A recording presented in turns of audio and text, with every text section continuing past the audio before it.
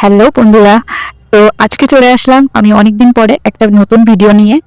তো কালকে আমি গেছিলাম অক্ষরধাম মন্দিরে, যেটা জয়পুর রাজস্থানের সবচেয়ে সুন্দর ও জনপ্রিয় মন্দিরগুলোর মধ্যে একটি। প্রথমে বলতে চাই, মন্দিরটি ভগবান নারায়ণ বা ভগবান বিষ্ণুর উদ্দেশ্যে বানানো হয়েছে।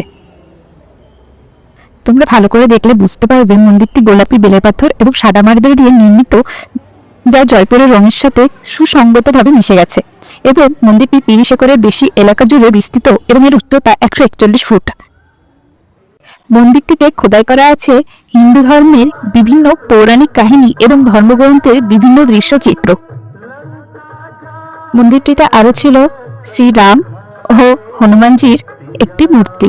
তো কাল যেহেতু হনুমান জয়ন্তী ছিল, তো মন্দিরে হনুমান ভগবানের উপলক্ষে পূজা চলছিল।